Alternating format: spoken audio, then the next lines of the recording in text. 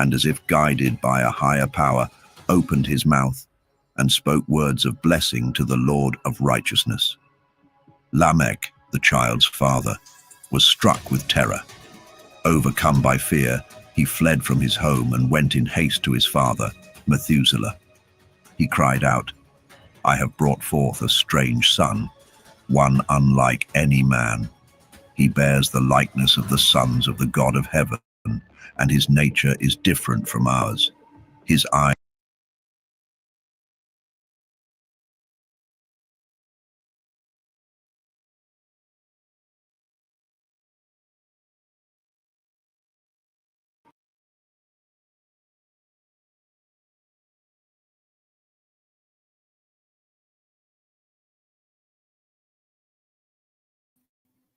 Hey y'all, I'm glad y'all made it back.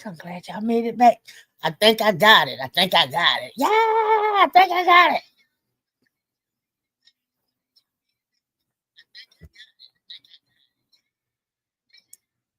it. All right, let's give it a try. Okay, let's see.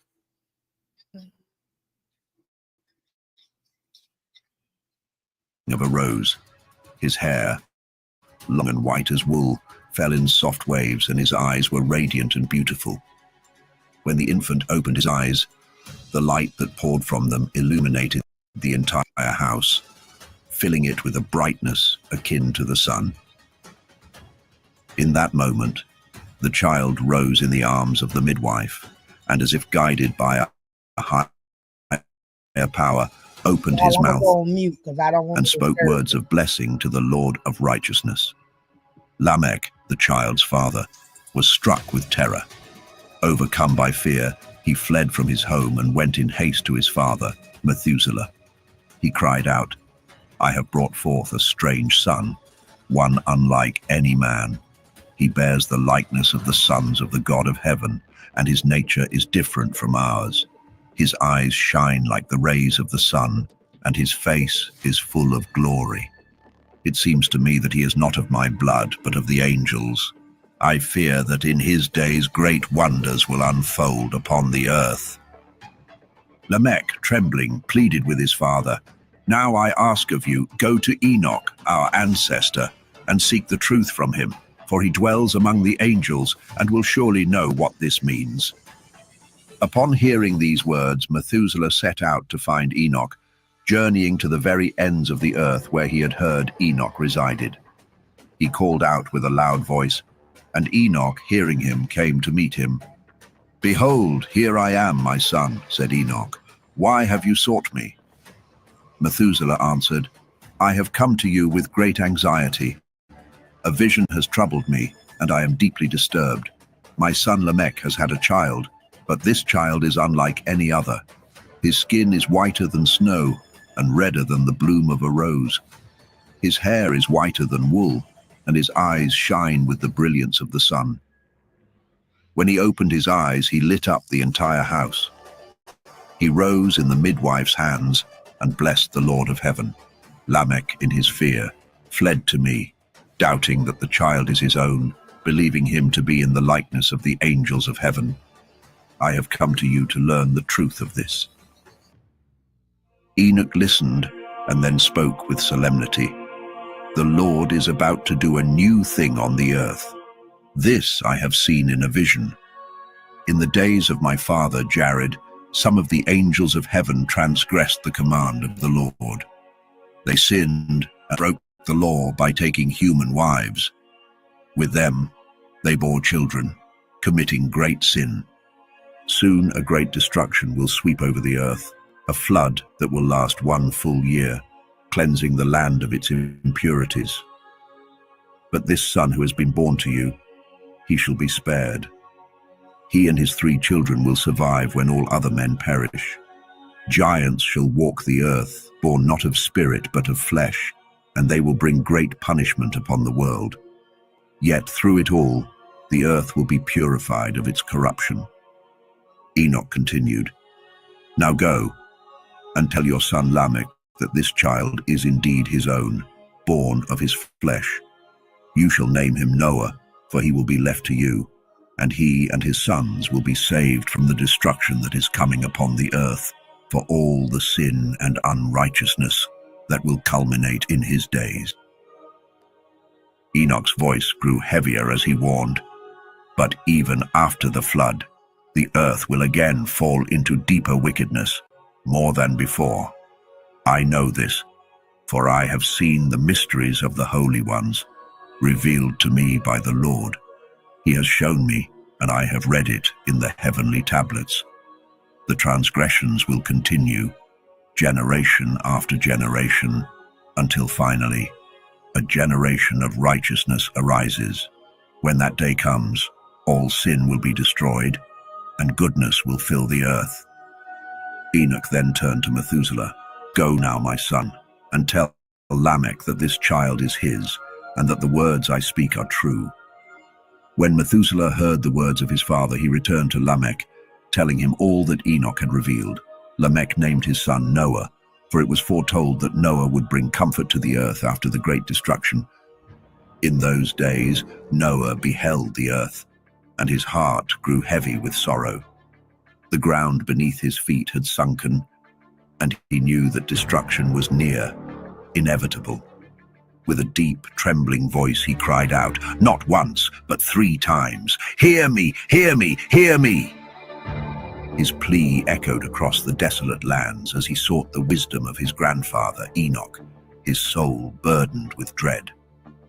From the silence, Enoch responded, "What has caused such despair on the earth that it trembles so violently? Speak to me, Noah, for I fear that this turmoil may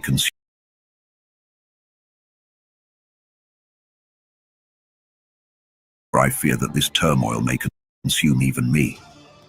But as Noah began to reply, the earth quaked beneath him. A great upheaval tore through the land, and a voice, mighty, reverberating, thundered from the heavens. Overcome with awe and fear, Noah collapsed, his face pressed against the earth. In that moment, Enoch appeared, standing tall and radiant beside him. With gentle reproach, he asked, "Why, my child, have you called out to me with such anguish and tears?" His voice grew solemn as he continued, "A decree has been sent forth from the very presence of the Lord. Those who dwell on the earth are marked for ruin, for they have uncovered forbidden knowledge. They have learned the hidden secrets of the angels, the violent ways of the Satans, and have tapped into powers never meant for man. They have mastered sorcery and witchcraft, and they have created molten images that curse the earth." He spoke of the mysteries they had stolen. They have drawn silver from the dust of the earth, discovered the origin of soft metals, and yet lead and tin, unlike the others, spring forth from a fountain deep within the earth. This fountain is guarded by an angel, a being of immense power and authority. Then Enoch took Noah by the hand, lifting him from the ground. "Go now, my son, for I have sought the Lord of Spirits concerning this chaos that stirs the earth." His reply was clear. "Their judgment is sealed, and it shall not be delayed. Because of the sorceries they have unearthed, and the darkness they have embraced, the earth and all who dwell upon it will be swept away in destruction." With a grave tone, Enoch revealed the fate of those who had transgressed. "These sinners have no hope of repentance. They are damned for eternity, for they have unveiled what was meant to remain hidden. But fear not, Noah, for the Lord of Spirits knows you are pure, untouched by this corruption. You are guiltless in his eyes." Enoch's voice softened, filled with both sorrow and hope. "The Lord has chosen your name to dwell among the holy. He will preserve you, even as the earth falls to ruin. And from your line a legacy shall rise, a royal and righteous seed, destined for great honor. A fountain of righteousness shall spring forth from your descendants, beyond measure and for all time." Then Enoch showed Noah the angels of punishment, fierce and ready, prepared to unleash the powers of the deep waters beneath the earth. They stood waiting to bring judgment and destruction upon all who walk the land. But the Lord of Spirits held them back, commanding the waters to remain in check, for the time had not yet come. And so Noah departed from the presence of his grandfather, burdened with the knowledge of what was to come. In the days that followed, the word of God came to Noah. It was a voice like thunder, yet tender with love. Noah.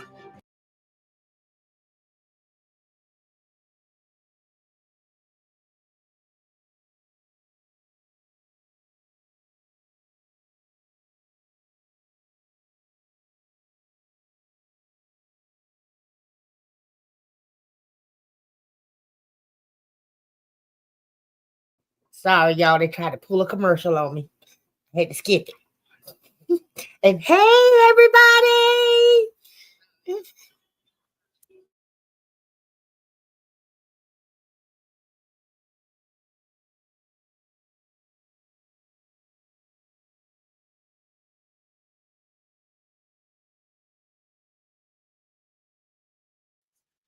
Okay, y'all. It's acting up on me. Wait a minute.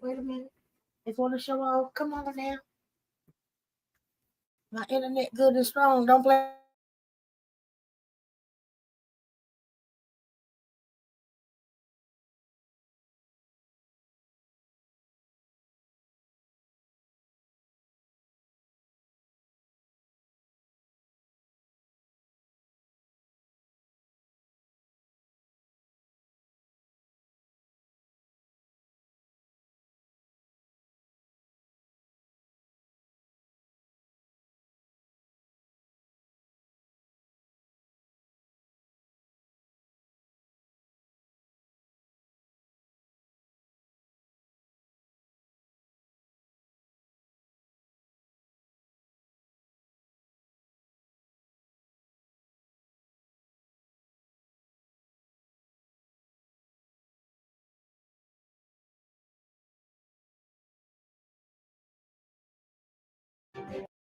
Your fate has come before me, blameless and pure. You are a man of love and righteousness. Even now the angels are building a great wooden structure.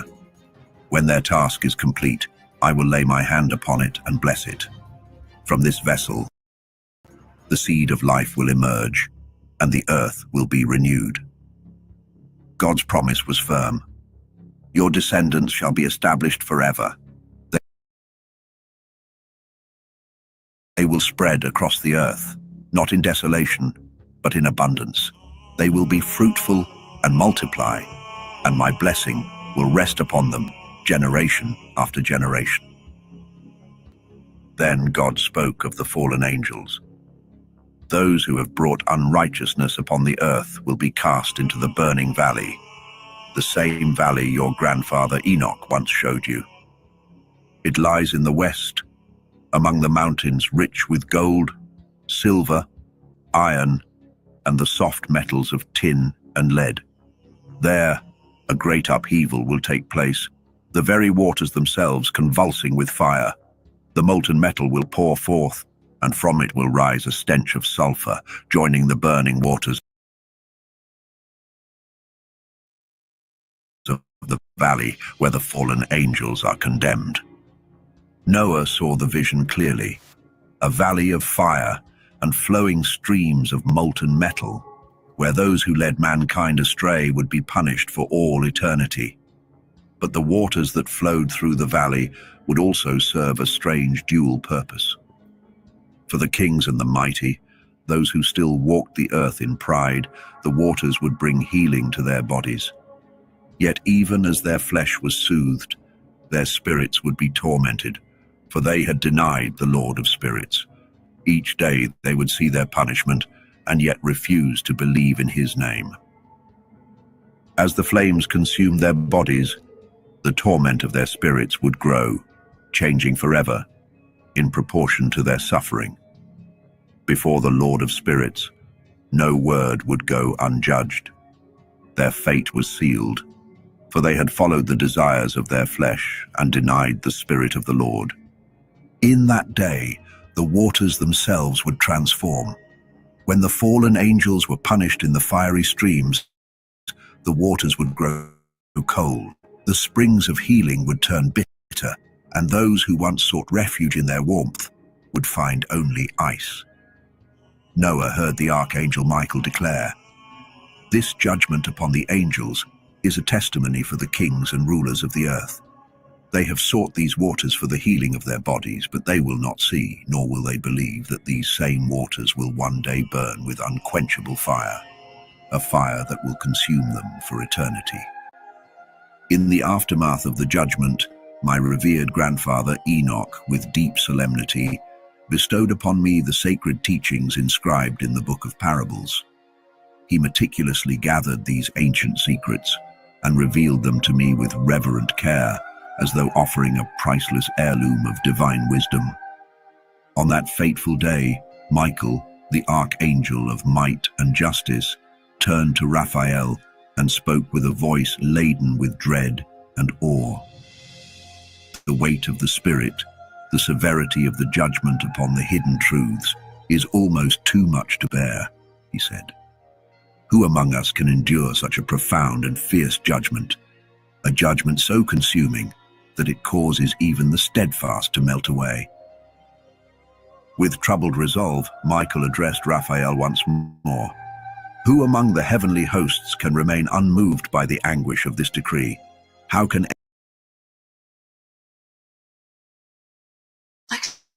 flexibility is the embodiment of 5. Yes, this is me at decree?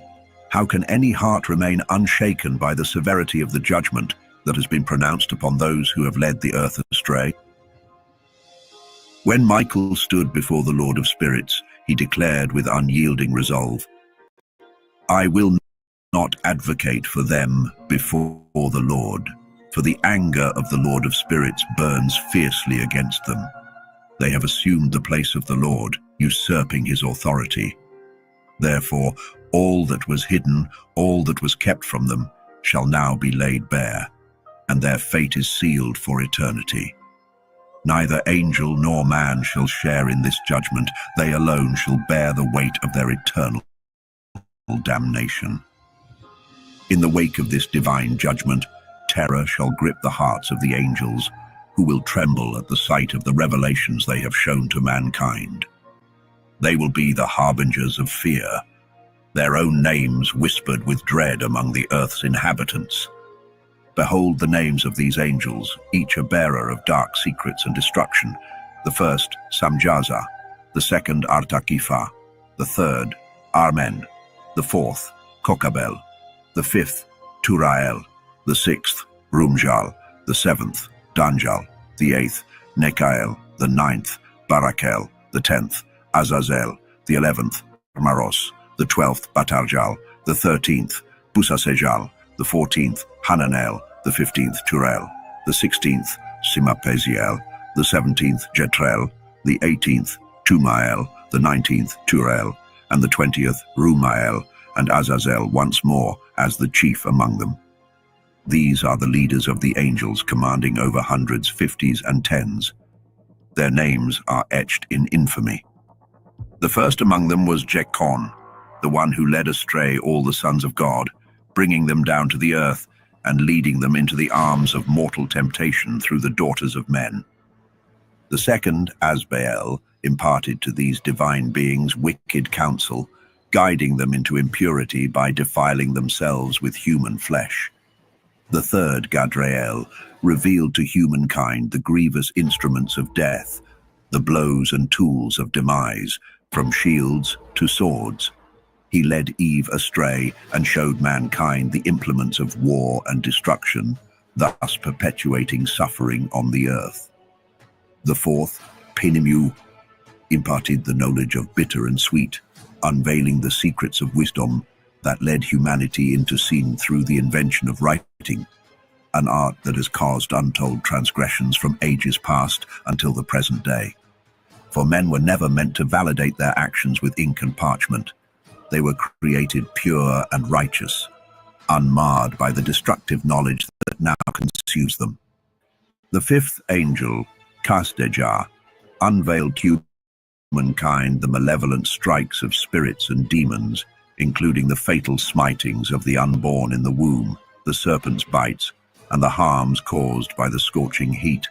His revelations brought about the torment of spirits and bodies alike. The sixth, Casbael, revealed the sacred oath he had made with the holy ones, an oath whose power was both formidable and binding. This oath had been entrusted to Michael, holding within it the strength to command and enforce divine order. The secrets of this oath are mighty. It was through this oath that the heavens were established before the world was made, and the earth was founded upon the waters. Beautiful springs emerged from the secret recesses of the mountains, and the seas were set with boundaries that it dare not transgress. The depths were secured, the sun and moon kept their course, and the stars completed their cycles, all by the power of this oath. The spirits of water, winds, and all elements were bound by it, and their paths were preserved from corruption. The voice of thunder, the light of lightning, the chambers of hail and frost, and all elements of weather give thanks and glorify the Lord of spirits eternally, for they are preserved by this oath. Great joy fills their hearts as they bless and extol the name of the Son of Man, who has been revealed and now sits upon the throne of glory. The judgment is given to him, and he will purge the earth of sinners, binding them with chains and casting them into their place of destruction. All their deeds shall vanish from the earth. From this moment forward, corruption shall have no place. The Son of Man, having taken his throne, will banish all evil before his presence. His word shall be strong and potent before the Lord of spirits.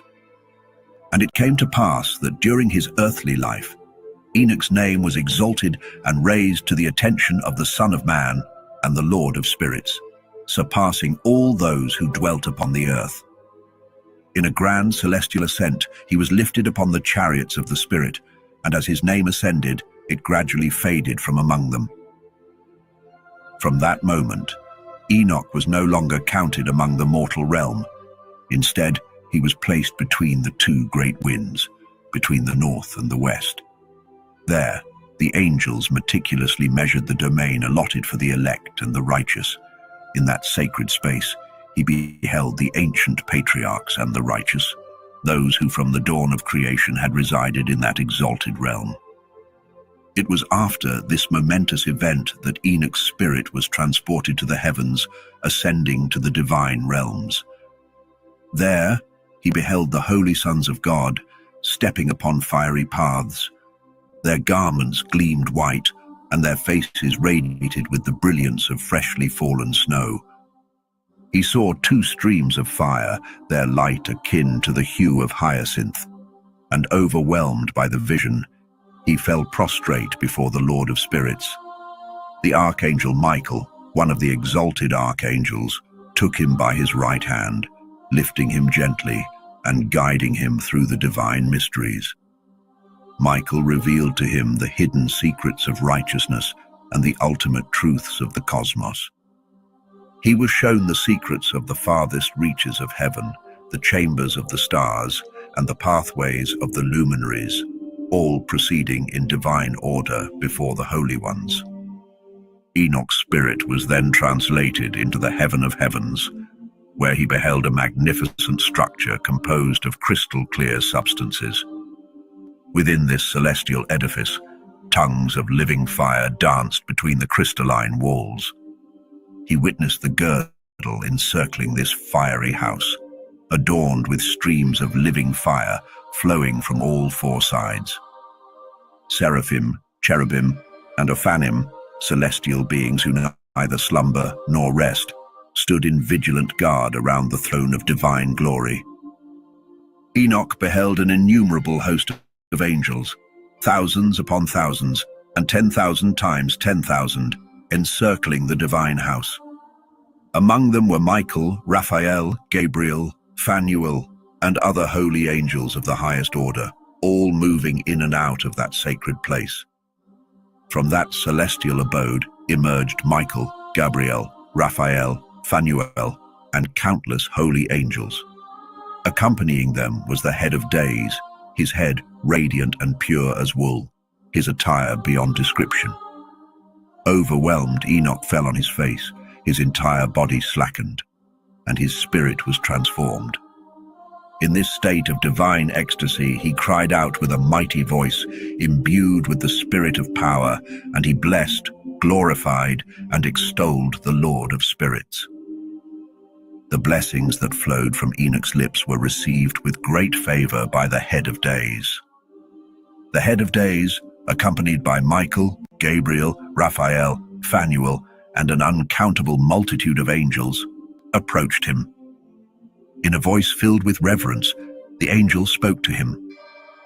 "Behold the Son of Man, born unto righteousness. Righteousness envelops him, and the righteousness of the head of days shall never depart from him." The angel continued, "He brings to you a message of peace, a peace that has emanated from the creation of the world and shall endure forever. Walk in his ways, for righteousness shall never abandon him. In his presence you shall find your dwelling and your heritage, and you shall be eternally united with him. Thus shall the Son of Man enjoy length of days, and the righteous shall walk in peace and integrity in the name of the Lord of spirits, forever and ever." Enoch continued to unveil the divine knowledge imparted to him, revealing the profound secrets of the celestial bodies and their movements. Under the guidance of Uriel, the holy angel, Enoch was shown the intricate mechanisms of the heavens. Uriel disclosed to Enoch the precise laws governing the celestial bodies, illustrating how each luminary follows its designated path, according to their orders, dominions, and seasons. These laws are set to remain in place until the dawn of the new creation, which will last for eternity. Uriel began, "The first law of the luminaries is that the sun rises from the eastern portals of heaven and sets in the western portals. There are 6 portals through which the sun ascends, and 6 through which it descends. The moon follows similar paths, rising and setting within these portals, as do the leaders of the stars and their charges. 6 in the east and 6 in the west, all in precise, harmonious order. Additionally, there are many windows flanking these portals on both the right and left. The great luminary, the sun, emerges first. Its circumference mirrors the expanse of the heavens, and it is ablaze with radiant and warming fire. Driven by the wind, its chariot ascends, and as the sun sets, it returns through the northern realms to reach the eastern portals, proceeding to its designated entrance and illuminating the heavens. In the first month, the sun rises through the 4th of the 6 eastern portals, which contains 12 window openings. Each window emits a flame when opened at the appropriate season. For 30 mornings, the sun rises through this 4th portal and sets through the 4th portal in the west, gradually extending the daylight and shortening the night. On the 30th morning, the day surpasses the night by 1/9, with the day comprising 10 parts and the night 8. The sun then transitions to the 5th portal, rising and setting through it for 30 mornings. As it moves, the day lengthens by 2 parts, totaling 11, while the night shortens to 7 parts. Next, the sun advances to the 6th portal, where it rises and sets for 31 mornings. On this day, the daylight doubles the night, with the day measuring 12 parts and the night 6. Afterward, the sun ascends to reduce the length of the day and increase the night. It returns to the 6th portal in the east and completes 30 mornings before diminishing the day by 1 part, making the day 11 parts long and the night 7. Subsequently, the sun departs the 6th portal in the west, traveling to the 5th portal in the east. For 30 mornings, it rises and sets through this portal, decreasing the day length by 2 parts to 10 and increasing the night to 8. The sun continues this pattern, transitioning to the 4th portal for 31 mornings. Here, the day and night become equal, each consisting of 9 parts. The sun then proceeds to the 3rd portal, where it rises and sets for 30 mornings. The night grows longer than the day until the 30th morning, with the night spanning 10 parts and the day 8. Moving to the 2nd portal for 30 mornings, The night lengthens to 11 parts, while the day shortens to 7. Finally, the sun enters the first portal for 31 mornings, where the night reaches its longest duration, being double the day. On this day, the night comprises 12 parts, and the day 6. The sun completes its orbit, returning to traverse its divisions and setting in the west, opposite the portal from which it rose. As a result, the night decreases by 1/9, and the night becomes 11 parts with the day at 7.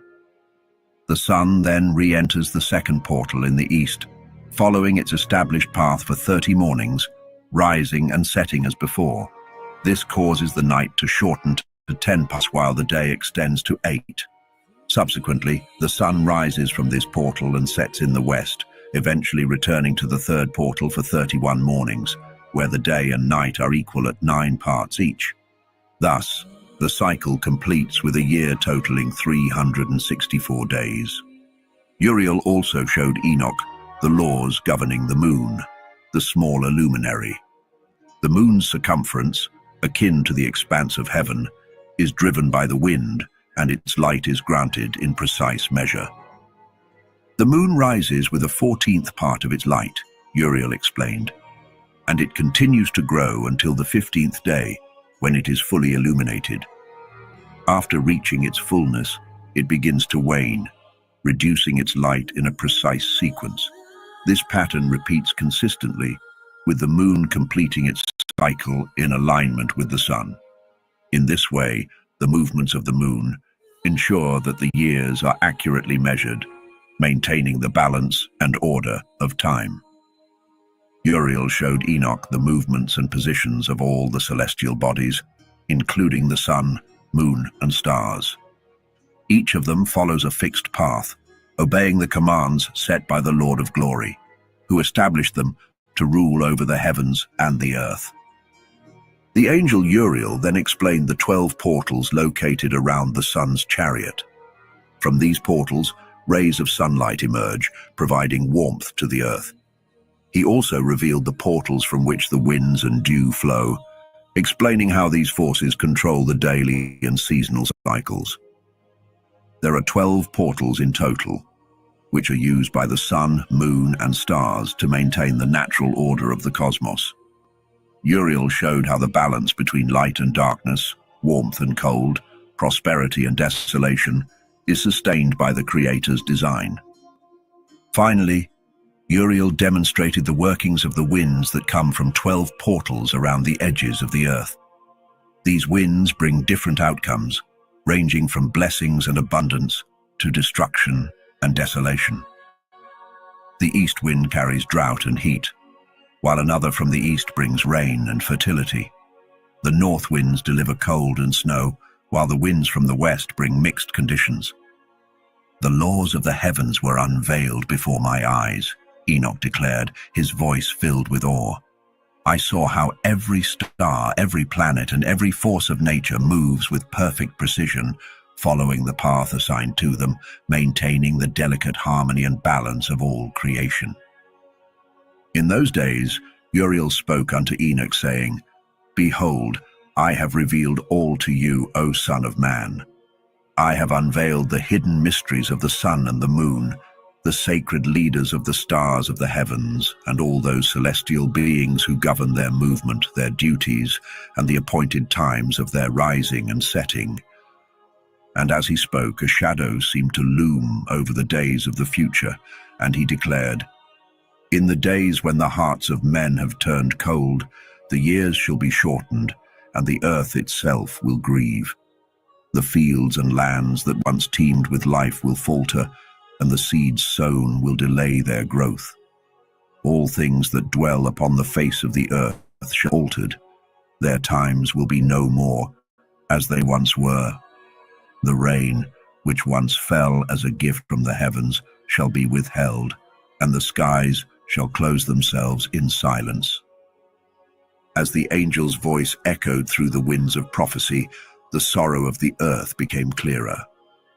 In those days, he continued, the fruits of the earth shall wither, arriving late in their season, if they come at all. The trees, once heavy with life, will hold back their fruits, and the cycles of abundance shall be broken. Even the moon, faithful in her course, shall forsake her path and not appear at her appointed time. He lifted his gaze towards the heavens and continued, "And in those fateful days, the sun itself shall be seen, but not as you have known it. It shall journey toward the edge of the great western chariot and shine more fiercely than ever before, breaking the sacred order of light." He spoke with a voice filled with lament. "The chiefs of many stars shall forsake their appointed paths, and they shall wander, disobedient to the order that was entrusted to them. Their duties and their seasons will be forsaken, and they will fail to appear at the appointed times set by the Creator. The sacred order of the heavens, hidden from the eyes of the sinful, shall become a mystery lost to them, and the minds of men shall stumble in their understanding. They will look to the stars with confusion, erring in their thoughts, and worse still, they will be led astray and worship the stars as gods." The angel's tone grew darker as he foretold the outcome of such folly. Evil will multiply upon the earth, spreading like a plague upon mankind, and with the coming of this evil shall follow a swift and terrible punishment, one so mighty that it shall destroy all who persist in their wickedness. Thus, Uriel concluded his dire warnings, and the silence that followed was heavy with foreboding. In another moment of divine revelation, Uriel then called upon Enoch and said unto him, "Behold, gaze upon the heavenly tablets, read what is inscribed upon them, and take heed of every single detail, for the wisdom contained within is for your understanding." Enoch, with reverence, observed the heavenly tablets and read the inscriptions written by the hand of the Almighty. In them were contained all the deeds of mankind, from the beginning of the earth until the remotest generations yet to come. As he read and comprehended the vastness of human history, Enoch's heart was moved, and he blessed the great Lord, the eternal King of glory, for all his wondrous works. His lips spoke praises for the Lord's unending patience, and he blessed him for his mercy upon the children of men. And Enoch, filled with wisdom, declared, "Blessed is the man who dies in righteousness and goodness, for there is no record of wrongdoing against him. In his name no day of judgment shall ever be found." When these revelations had been made known to Enoch, the 7 holy ones, who had been his guides, brought him back to his earthly abode. They stood before the door of his house and spoke, saying, "Enoch, you must now declare these truths to your son Methuselah and to all your children. Show them that no flesh is righteous before the eyes of the Lord, for he is the creator of all, he is the source of all life, and to him alone is judgment reserved." The angelic voices continued, "You have been granted but 1 more year to dwell among your kin, so that you may give your final commands and teach your children. Write down all that you have seen and testify to the generations that will come after you. And in the 2nd year, we shall return and take you from the midst of men." Uriel's words were filled with both warning and hope. "Be strong in heart, for the righteous will proclaim righteousness to the righteous. Those who walk in the path of goodness shall rejoice together and offer their blessings to one another. But the sinners shall perish with the sinners, and the apostates will fall into the abyss with those who have abandoned the truth. The righteous, however, though they may suffer because of the deeds of men, shall be taken away to escape the treacherous ways of the godless." When the angels had finished speaking, their voices fell silent, and Enoch returned to his people, his heart full of praise for the Lord of all creation. And in the days that followed, Enoch spoke to his son Methuselah, recounting all the knowledge he had been given, and he wrote down every detail for him. He urged Methuselah to preserve the books and to pass them down through the generations, so that this wisdom, which surpassed the understanding of men, might be known throughout all ages. Enoch spoke solemnly, "I have given you wisdom, my son, and to your children. Ensure that they pass this knowledge on to their descendants, for this wisdom is beyond human thought. Those who understand it will remain vigilant, never sleeping, but listening and learning with eager hearts. To them, this wisdom shall be more satisfying than the finest of foods." He blessed all the righteous, saying, "Blessed are those who walk in the way of righteousness, and do not sin like the sinners." In the reckoning of all their days, the sun moved steadily through the heavens, entering and exiting the portals of the sky for 30 days at a time, always accompanied by the leaders of the stars. But there were 4 extra days interspersed throughout the year, marking the divisions between the seasons. And it was these days that would cause confusion among men. They would fail to account for them correctly, miscalculating the passage of time. These days were sacred, meant to complete the year's cycle, but mankind would struggle to recognize them. The sun's journey completed the year in 364 days, a number that was precise and recorded for all eternity. Uriel, the holy angel who had been given dominion over the hosts of heaven, had shown this to Enoch, revealing the mysteries of the luminaries, the months, the festivals, the years, and the days. Uriel, with his divine authority, held sway over night and day, over the shining of the sun and moon, and the stars that spun endlessly in their heavenly chariots. There was an order to the stars, each one placed in its season, aligned with the festivals and the passing months. The leaders of the stars, those who guided their courses, were appointed by name. 4 powerful beings governed the 4 divisions of the year: Milkiel, Helemelech, Melayal, and Narel. Beneath them, 12 other leaders directed the stars through each month, with countless others ensuring the days and seasons progressed with perfect order. At the start of the year, the leader Melkijal, also known as Tamaini, rose first. He governed the sun's rule for 91 days, and during his reign, the earth was marked by sweat, warmth, and calm skies. The trees burst into life, bearing fruit, their leaves unfurling, and the fields blossomed. Wheat ripened for harvest, roses bloomed, and the earth was full of beauty, though the trees of winter stood barren. Under Melchial's guidance were 3 leaders, Berkael, Zelebsel, and Hilusef, who ruled alongside him. But as his dominion ended, another rose, Helemelech, also called the Shining Sun. His reign too spanned 91 days, but the earth felt the burn of intense heat and dryness. The fruits ripened, heavy and sweet, ready for harvest. The sheep mated and carried their young, and the fields were gathered, their bounty collected in preparation for the winepress. During this time, the leaders who served under Helemelech were Gidaljal, Keel, Heel, and Asphael, each guiding their own order, until once again their rule came to its inevitable end, and the cycle continued, unbroken, as it had been ordained by the Creator himself. And now, Methuselah, my son, listen closely, for I will share with you all the visions that have been revealed to me. These visions, given by the Almighty, have been heavy upon my spirit, and I will recount them to you in their entirety. There were 2 great visions before I took a wife, each one different from the other. The first came when I was still learning the ways of writing, a time when my mind was young and eager. The second, far more terrible, came before I married your mother. It was then that I was shown a dreadful sight, one that chilled me to the core, and in my distress, I turned my heart to the Lord in prayer. In that moment, I had laid myself down in the house of my grandfather, Mahalalel. As I slept, the vision overtook me, and I saw the heavens collapse.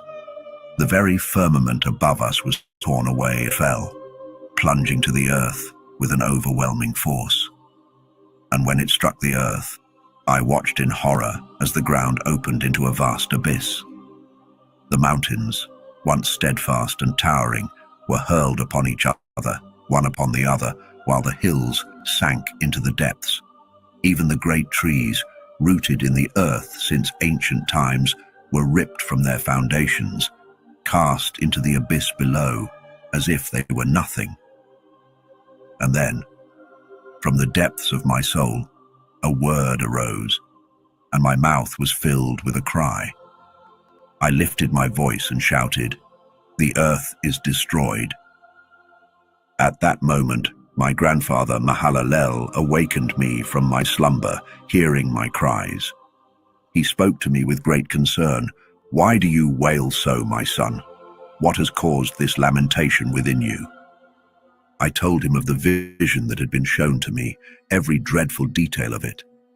His face grew grave as he listened, and he said, "What you have seen is terrible indeed, my son.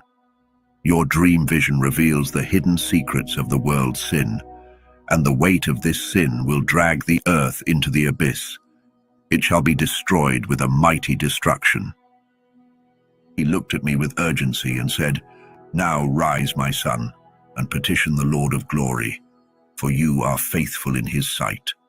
Pray that he might leave a remnant upon the earth, that he does not utterly wipe out all of creation."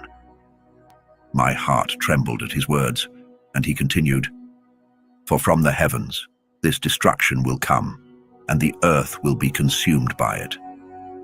After that I arose and prayed with all my strength. I implored and beseeched the Lord to have mercy, and I wrote down my prayer for the generations to come. I promised that I would show everything to you, Methuselah, so that you might understand the gravity of what is to come. And after my prayer, I went outside and looked upon the heavens, or the sun rising in the east, casting its light over the world as it had since the beginning of time. The moon was setting in the west, and a few stars still lingered in the sky. The earth, despite what I had seen, still moved in the rhythm set by the Creator from the dawn of time. And I blessed the Lord, the God of judgment, praising him for his works. For he had made the sun to rise each day, to travel across the sky, following the path that he alone had ordained. Then, with hands lifted high, I praised the Holy and Great One. With the breath given to me by the Lord, and the tongue of flesh created for the children of men, I spoke in his name. Blessed art thou, O Lord, King of kings. Great and mighty is thy power, and everlasting is thy greatness. Thou art the Lord of all creation. The heavens are thy throne, and the earth is thy footstool forevermore. All dominion and power belong to thee, for throughout all generations thy reign endures. I continued in my praise. Thou hast created all things, O Lord, and nothing is too difficult for thee. From thy throne wisdom flows unceasing, and from thy presence nothing departs. Thou knowest and seest all, for nothing is hidden from thy sight. But as I prayed, my heart grew heavy with sorrow, for I knew that even the angels, the very hosts of heaven, had trespassed against the Lord. And upon the flesh of men, God's wrath would remain until the day of great judgment. I cried out, "O God, O great King, I implore thee, hear my prayer. Leave me a posterity on this earth. Do not destroy all flesh. Do not let the world be left barren and without inhabitant, succumbing to eternal destruction." With a trembling voice I pleaded, "Let thy wrath fall upon the wicked, but let the righteous be as a seed planted in eternity. Hide not thy face from me, O Lord. Hear the prayer of thy servant." After this, another vision came upon me, and I must tell you, my son, all that I saw. Enoch lifted his voice and spoke to Methuselah, "Listen carefully, my son, to the dream vision of your father. Before I took your mother, Edna, as my wife, I saw a vision while lying on my bed. In this vision, I beheld a great bull emerging from the earth, its coat as white as snow. Following it came a heifer, and with her 2 more bulls appeared, one black and the other red. Then the black bull gored the red one and chased him across the earth, and I could see the red bull no more. The black bull grew larger, and the heifer followed him, and from them many oxen were born, each resembling the black bull.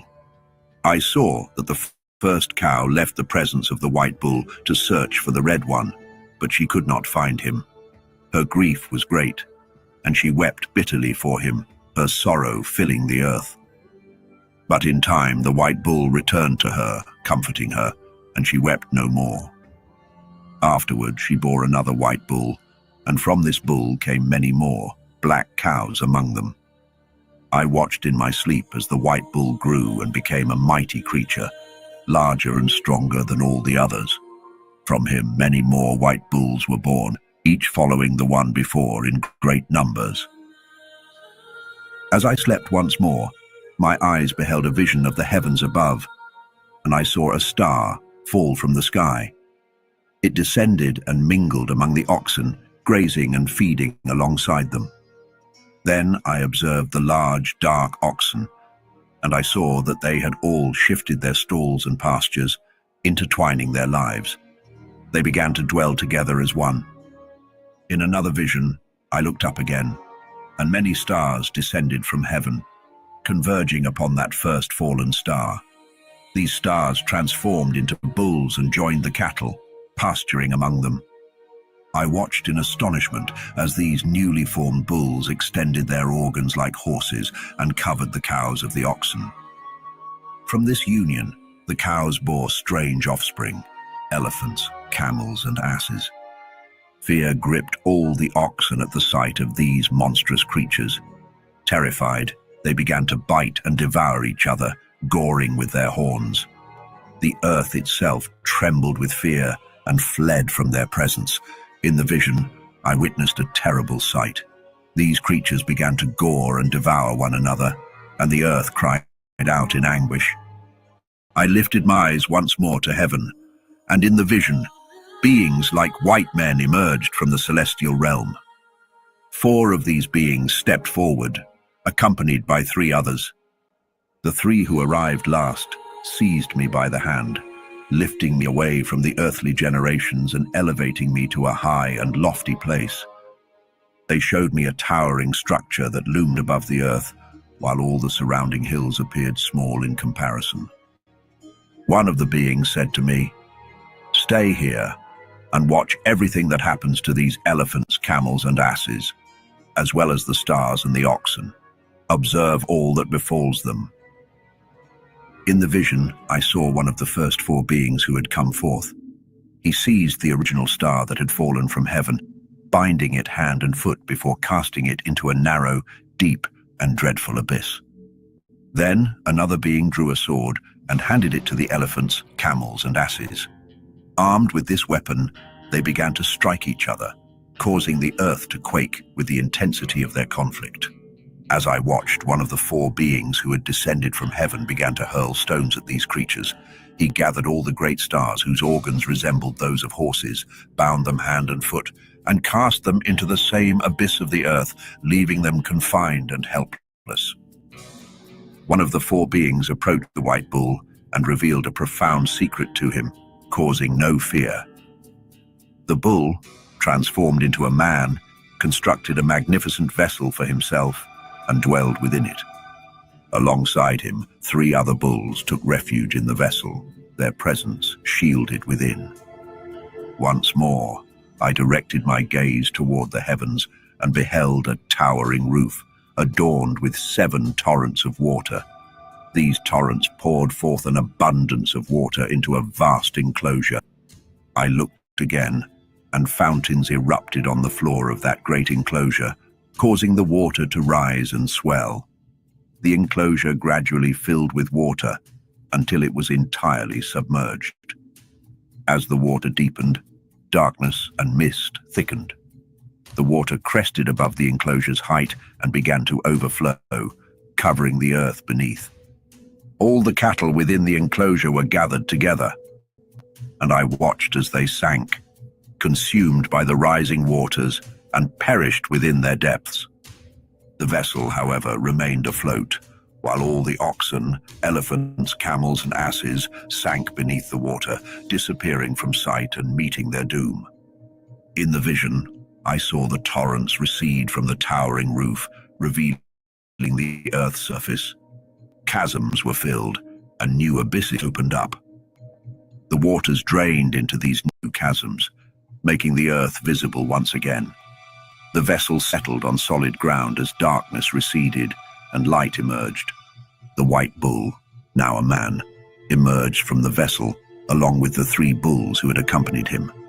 One was white like him, another was blood red, and the last was black.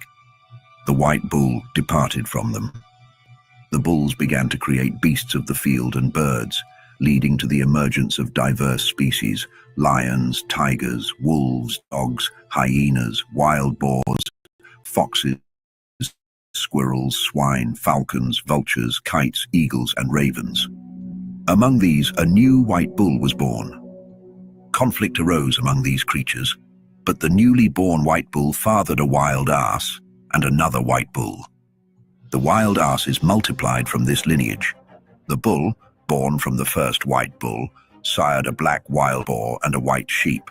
The wild boar produced many offspring, while the sheep gave birth to 12 lambs. As the 12 lambs grew, one was given to the wild asses, who then passed it to the wolves. This sheep matured among the wolves. The lord of the sheep gathered the 11 remaining lambs and brought them to live and graze among the wolves. The flocks multiplied, growing numerous.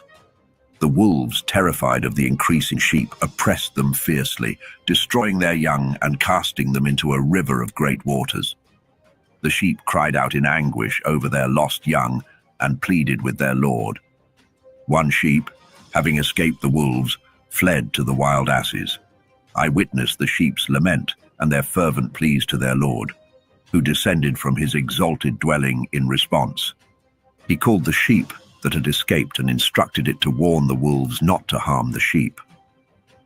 The sheep, following the Lord's command, went to the wolves, accompanied by another sheep. Together they entered the wolves' assembly and admonished them to cease their attacks on the sheep. Despite this, I saw how the wolves continued to oppress the sheep with all their might, causing them to cry out in distress. The Lord came to the sheep, and they began to fight against the wolves. The wolves, in their turn, lamented, but the sheep's cries ceased.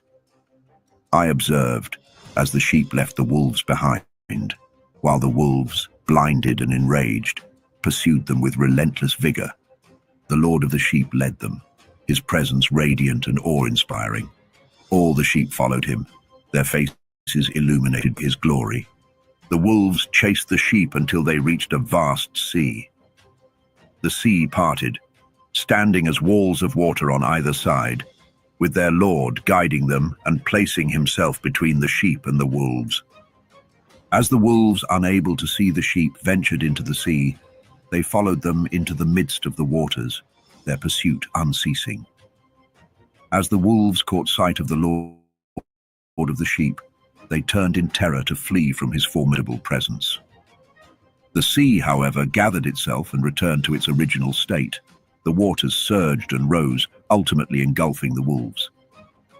I witnessed the dreadful scene as every wolf that had pursued the sheep was drowned and perished in the swelling sea. Yet the sheep escaped from the watery deluge and ventured into a barren wilderness, devoid of water and sustenance. In this desolate land, their eyes were open to their surroundings. I observed the Lord of the sheep tenderly pasturing them, providing both water and grass, while the leading sheep guided them. The leading sheep ascended to the peak of a towering rock, and the Lord of the sheep sent it back to the flock. I saw the Lord of the sheep standing before them, his appearance majestic, awe-inspiring, and fearsome. The sight of him instilled profound fear in the sheep. They trembled and quaked in his presence, crying out to the leading sheep, "We cannot endure the sight of our Lord, nor stand before him." The leading sheep climbed again to the top of the rock, but the sheep began to lose their way and wander from the path it had shown them. though the sheep remained unaware of their deviation. The Lord of the sheep grew exceedingly wrathful with them. The leading sheep, sensing this, descended from the rock and found the majority of the sheep blinded and strayed. Upon encountering the straying flock, they trembled in fear at its presence and longed to return to their safe pastures. The leading sheep gathered other sheep and went to those who had wandered. It began to cull the wayward sheep, instilling fear in them, and thereby leading the strays back to their fold.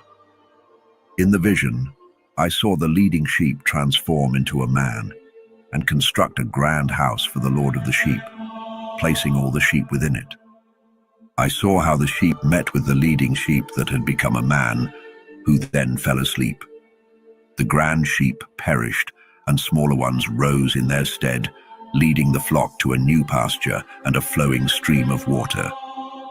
The leader, now a man, withdrew from the sheep and fell asleep, causing great mourning among the flock. They cried out desperately for their lost leader. Eventually, the sheep ceased their cries and crossed the stream. New leaders emerged, 2 sheep taking charge where the old ones had fallen asleep. I witnessed the sheep arrive in a beautiful, lush land.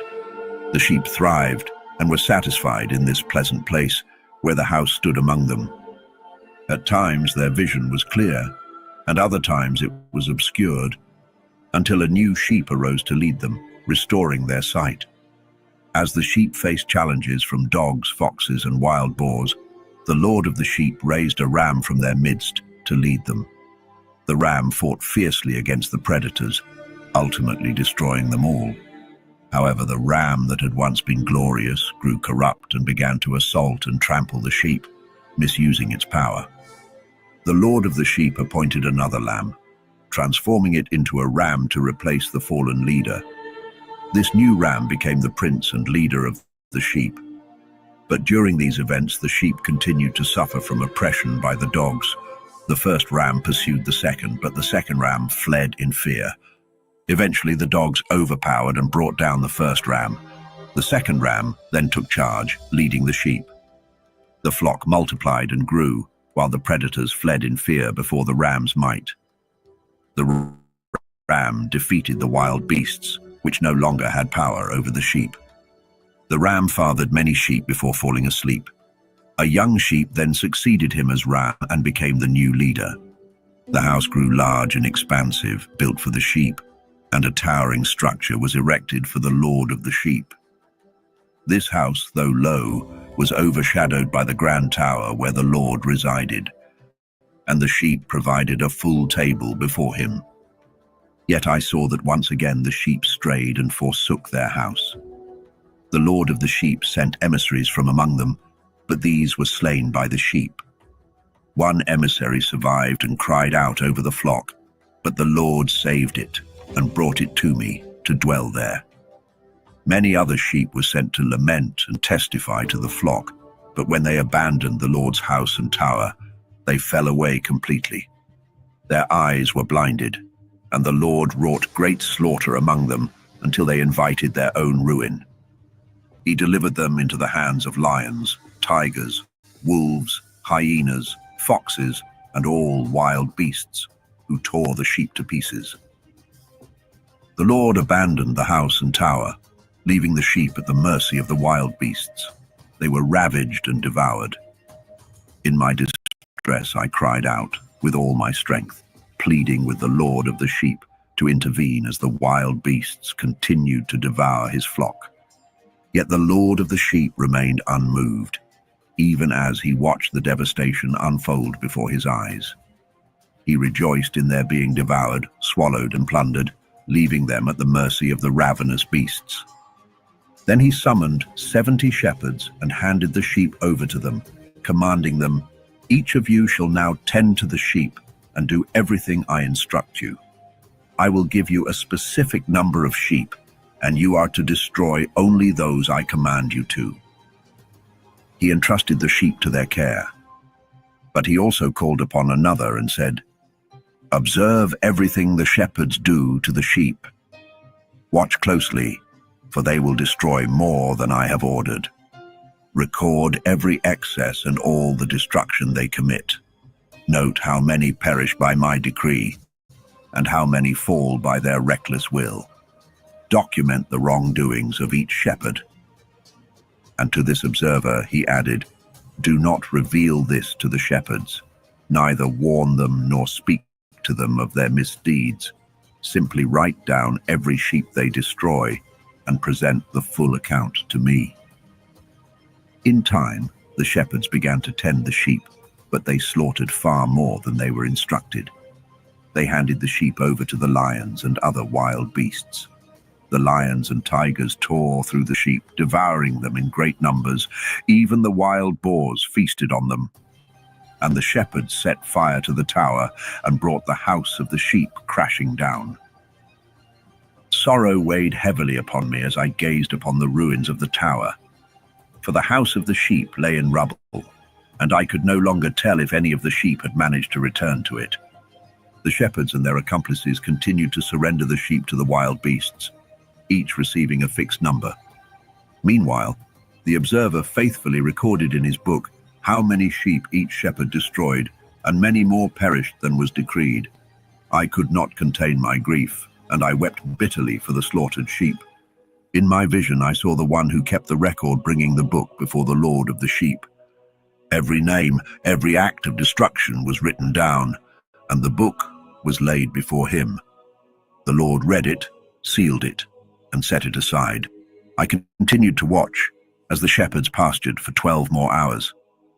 In that time, 3 sheep turned back and entered the ruins, rebuilding what had been lost. They began to restore the tower, which was then called the High Tower.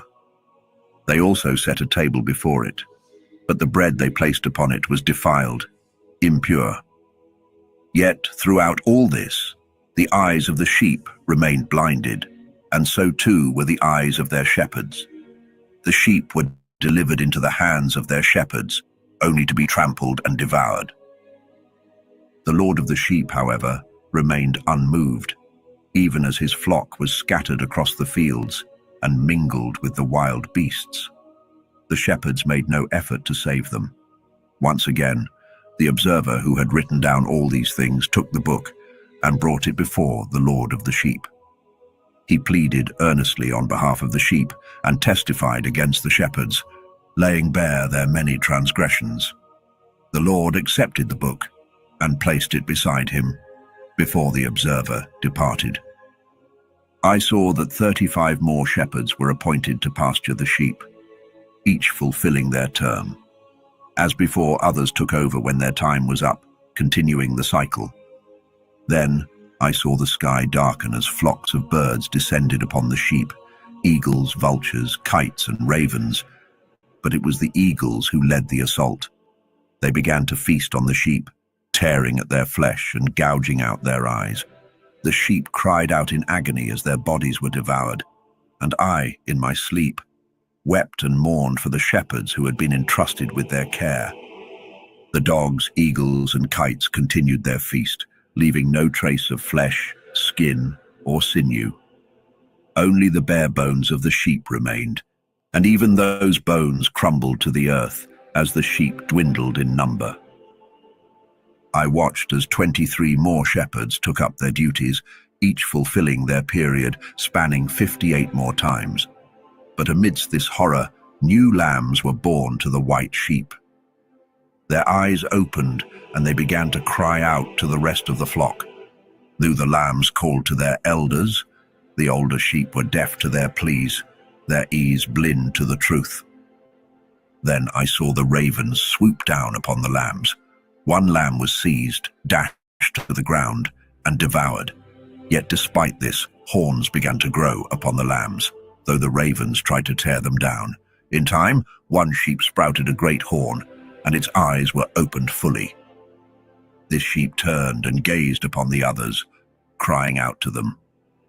The rams heard the call, and they all rushed toward the one with the great horn. Even after all of this, the eagles, vultures, ravens, and kites continued their merciless attack, swooping down upon the sheep and tearing into them, devouring their flesh. And though the sheep suffered, they remained silent, while the rams cried out in sorrow and anguish. The ravens, desperate to overpower the ram, fought fiercely against it, seeking to break its mighty horn, yet they had no strength to defeat it. I watched as the shepherds, along with the eagles, vultures, and kites, called upon the ravens to shatter that ram's horn. They joined forces in a violent struggle, but the ram fought back with great desperation, crying out for deliverance. And then, before my eyes, the man who recorded the names of the shepherds descended from the presence of the Lord of the sheep. He came to the aid of the ram, revealing to it all that had been written. His arrival was the ram's salvation. At last, the Lord of the sheep appeared, his wrath burning like an unquenchable fire. Upon seeing him, all who had gathered, shepherds, beasts, and birds alike, fled in terror, scrambling to escape his gaze. They were cast into his shadow, consumed by fear. The eagles, vultures, ravens, and kites were all gathered together, and the sheep of the fields came as well, uniting with the beasts and birds in their efforts to break the ram's horn. But I saw the man who had written the book open it, presenting the record of the 12 last shepherds. They had wrought greater destruction than any before them. The Lord of the sheep saw this and was filled with fury. The Lord took his staff of wrath in hand, and with a mighty blow he struck the earth. The ground split open, and all the beasts and birds of the heavens that had tormented the sheep were swallowed by the earth, which closed upon them, sealing their doom. Then I saw that a great sword was given to the sheep. With this weapon they rose against the beasts of the field, slaying them in vengeance. The beasts and birds fled from the sheep, but none could escape their wrath. In the land of peace, a great throne was erected, and the Lord of the sheep seated himself upon it. The man who had written the book brought out the sealed records and opened them before the Lord. The Lord called forth 7 men, clothed in white, and commanded them to bring before him the stars, whose hidden sins were like the impurities of horses. These stars were brought before him, trembling in judgment. Then the Lord turned to the man who had been recording all the events and said, "Take those 70 shepherds, those to whom I entrusted the sheep, and who, acting out of their own will, slaughtered far more than I commanded. And behold, I saw that they were all bound, and they stood before the Lord, trembling in their guilt. Judgment was passed first upon the stars. They were found guilty, condemned, and cast into a blazing abyss, filled with unrelenting flames, burning pillars of fire. The 70 shepherds faced their judgment next, and they too were found guilty. They were hurled into the same fiery abyss, their fate sealed. As I continued to watch, the earth opened yet again, revealing another abyss of fire in its depths. The blinded sheep were brought before it, and they too were judged. All were found guilty, and one by one they were cast into the flames, where they burned until nothing remained but ashes. This abyss lay to the right of the house of the sheep. I watched in horror as the sheep burned, their very bones consumed by the fire. And then I saw the house of old, the house that had sheltered the sheep, being folded up. Its pillars, beams, and ornaments were all taken down and carried away, placed in a distant land to the south. But then a new house appeared, greater and more magnificent than the first. It was set up in the place of the old, its pillars stronger, its decorations grander. All the sheep that remained were gathered into this new house. As I looked upon the scene, I saw all the beasts of the earth and birds of the sky bowing in submission to the sheep. They made supplications and obeyed the sheep in all things. The Lord of the sheep rejoiced greatly, for all the sheep had returned to his house. In that moment, the 3 men clothed in white, who had once taken me by the hand, appeared again. They, along with the ram, lifted me up and placed me in the midst of the sheep, just before judgment was to commence. The sheep were now clothed in pure white wool, abundant and clean. All those who had been destroyed or scattered were gathered in the new house, and the Lord rejoiced with overwhelming joy at their return, for they were now good and faithful. I watched as the sword, once given to the sheep, was taken back into the house, and it was sealed before the presence of the Lord. All the sheep were invited into the house, though it could not contain them all, for they were so numerous. Suddenly, all their eyes were opened, and they beheld the goodness that surrounded them. Not one among them was blind, for all could see clearly. I saw that the house was vast and spacious, filled to the brim with the sheep. Then from among them a white bull was born with large horns. All the beasts of the field and birds of the sky feared him and sought his favor, making petitions to him without ceasing. I watched as the generations of the sheep were transformed, one after the other, until they all became white bulls. Among them, the first one became a lamb, but this lamb grew into a mighty beast with great black horns upon its head. The Lord of the sheep rejoiced over this lamb and all the oxen. In the midst of them, I fell into a deep sleep. And when I awoke, I had seen everything. This is the vision that came to me in my sleep. When I awoke, I blessed the Lord of righteousness and glorified his name. But I could not stop weeping. Tears flowed without end as the weight of all I had seen overwhelmed me. I wept because I knew that everything would come to pass, and all the deeds of men, each in their time, had been revealed to me. That night, I remembered my first dream, and the vision filled me with sorrow and unrest. I wept for what I had witnessed, for the fate of all was laid bare before me.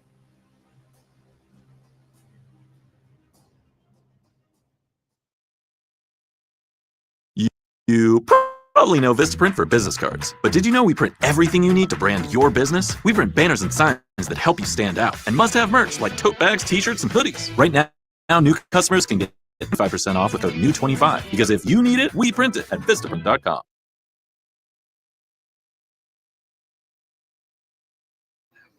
Can y'all hear me? Okay, let me mash the mute button on my phone now. Hold on. Okay. I didn't mean for it to start there. Let me see. Wait a minute. Let me see where that is. Okay, no, we're not there yet. We're not there yet. There yet. That's where I am.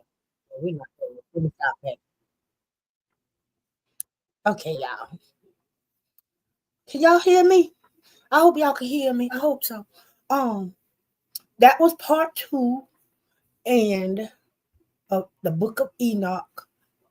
Not that right there, but what we just got finished watching. Wait a minute. And I was wondering, do y'all want to go ahead and part 3, maybe? Hold on. Okay, wait a minute.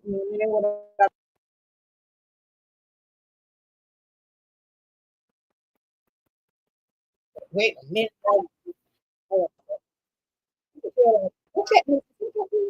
Okay, I did read it.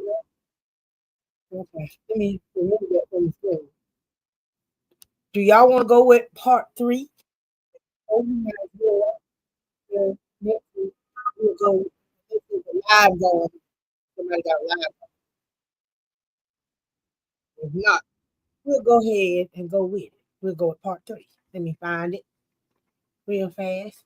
Especially now that it's playing. I might as well enjoy it. While it's playing. All right, let me find it. Oh, come on now. Y'all bear with me. Oh gosh, where is it? Now here I go. The one time they want to play it again for me. Okay, I think I got it. I think y'all. Let me not lie.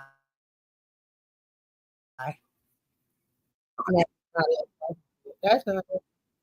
That's not it. Okay, where is it? Wait a minute, hold on. I might need to type it all in. Here we go. Down here. I will find it.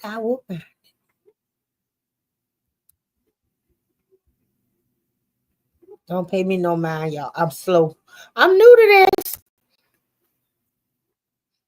I'm very, very new to this. Okay, let's see. Part 3. Here we go. Part 3. Now we get it.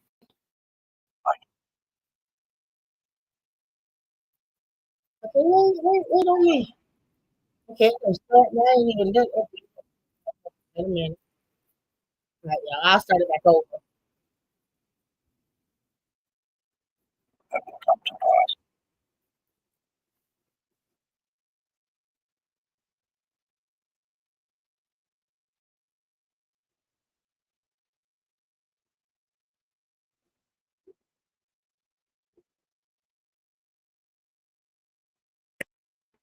Gather all your brothers to me.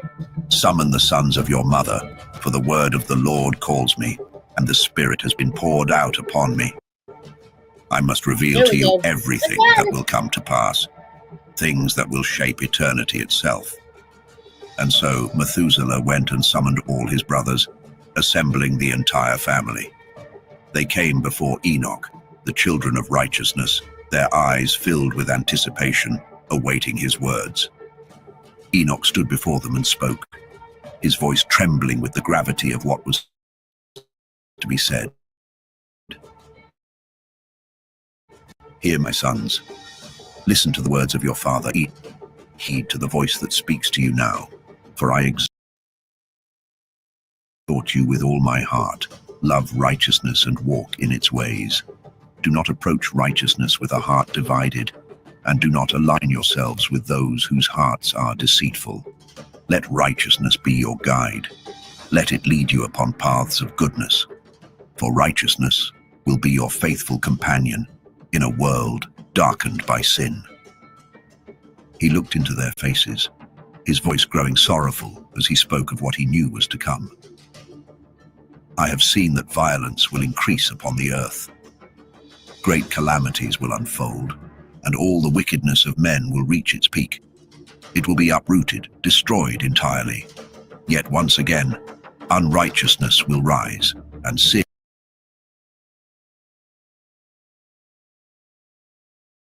along with violence, will dominate the earth, doubling in its intensity.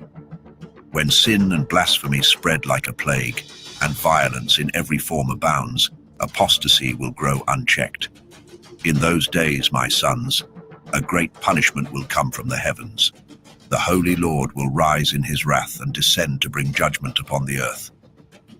The weight of the coming judgment pressed heavily upon him as he continued, In that time all violence will be severed at its roots. The deceit and unrighteousness that have taken hold of the earth will be destroyed beneath the heavens. The idols of the nations will be abandoned, their temples burned to the ground, and they will be cast into the fiery judgment. They will perish under the fierce anger of the Lord, forever condemned. But then, raising his voice with hope, he spoke of the future beyond the devastation. And the righteous will arise from their slumber, their eyes filled with wisdom, and they will be granted understanding. After that, the roots of wickedness will be cut off, and the sinners will perish by the sword, every last one of them, from the blasphemers to the violent. They will meet their end. ENOCH.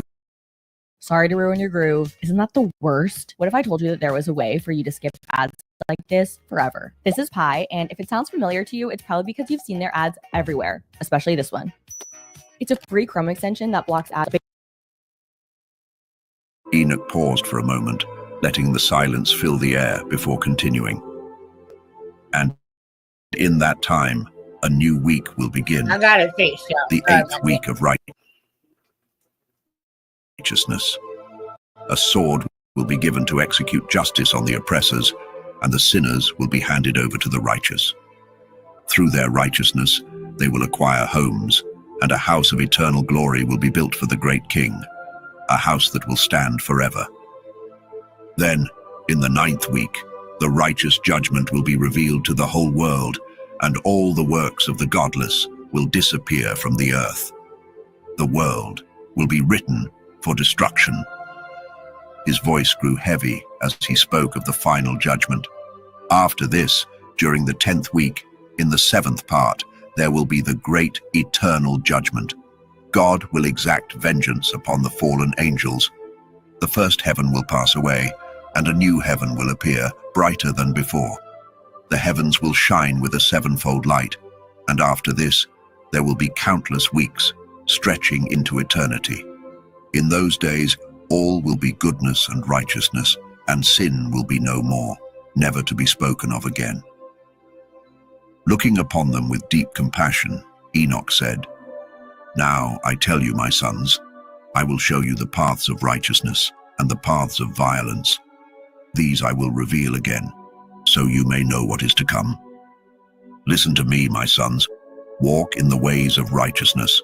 Do not follow the path of violence, for all who choose the way of wickedness will perish forever." Then, the book written by Enoch, the complete doctrine of wisdom, praised by all, and a guide for the earth was presented.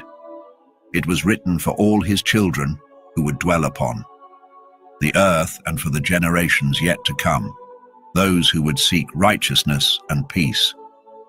Enoch reassured them, "Do not let your spirit be troubled by the times ahead, for the Holy and Great One has set appointed days for all things. The righteous will rise from their sleep and walk in paths of righteousness. Their lives will be marked by eternal goodness and grace. The Lord will be gracious to the righteous, granting them eternal uprightness, and he will give them power so that they will be filled with goodness and righteousness, walking forever in his light. Sin will perish in the darkness, never to be seen again."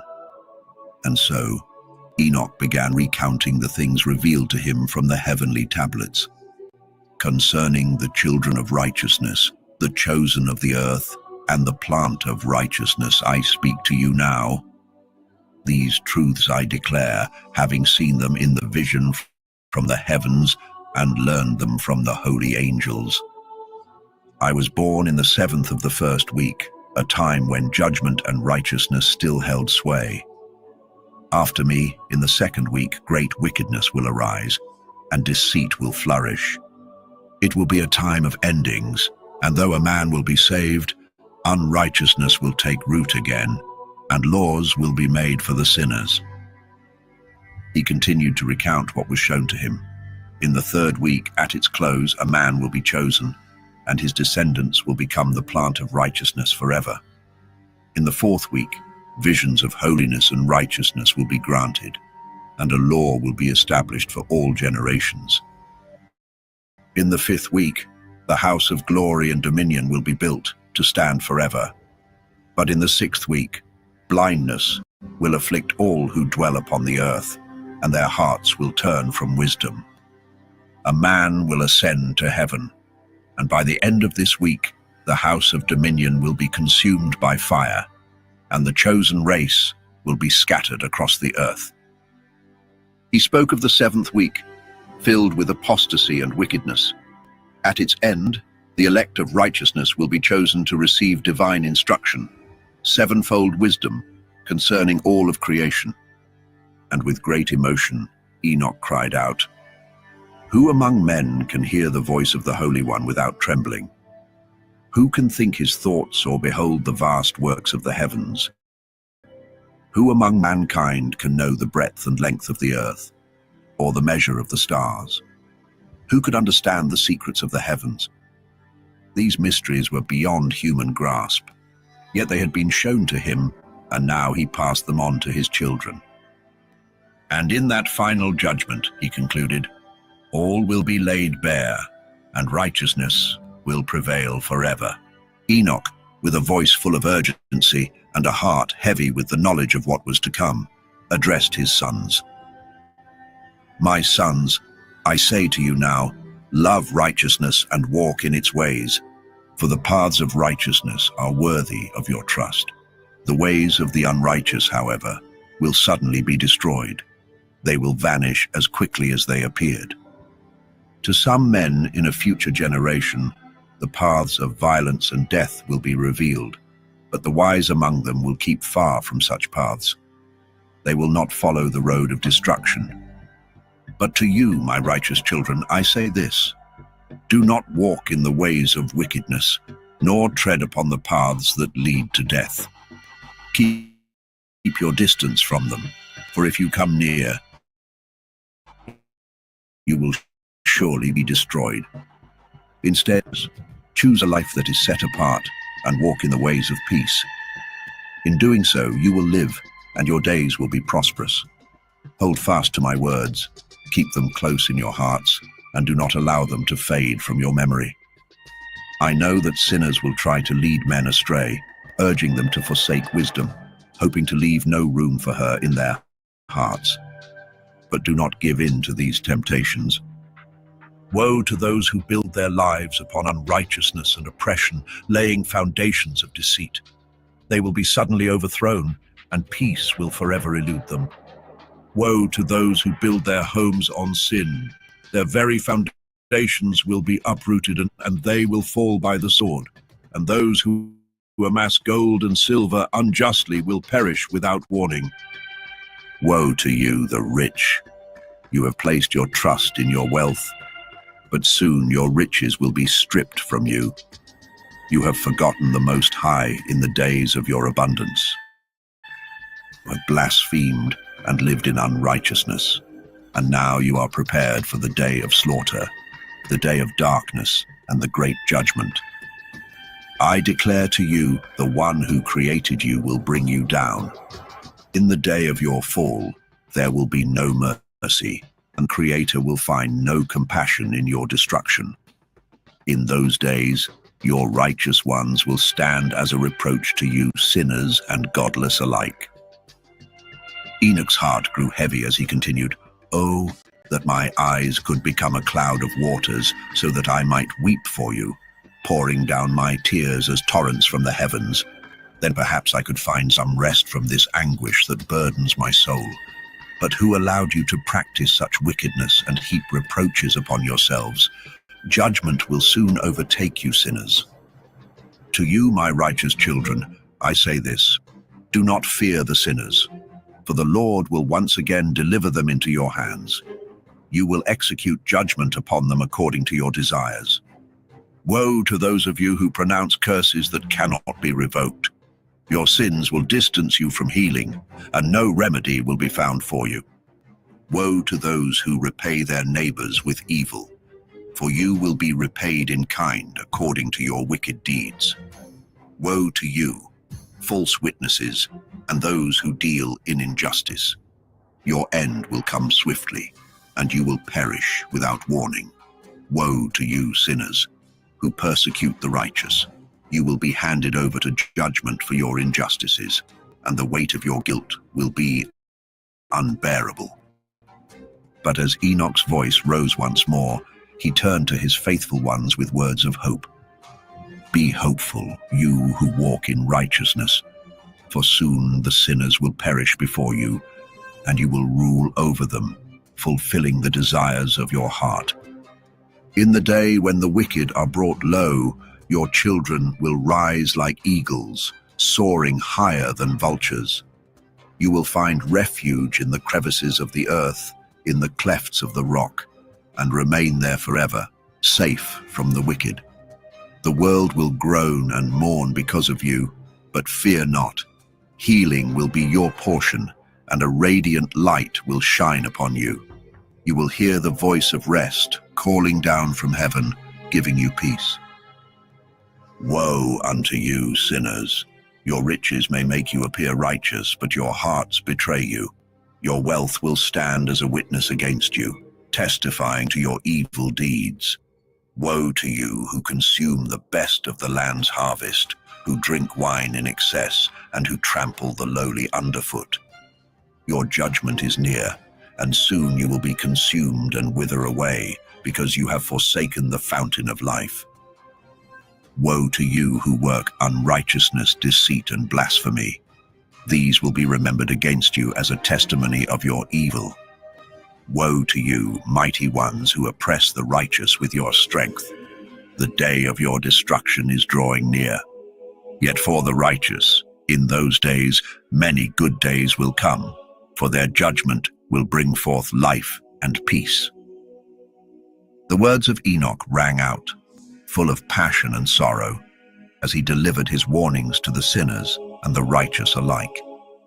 Believe me, you who walk in righteousness, for the day will come when the sinners will be filled with shame and perish in the time of their unrighteousness.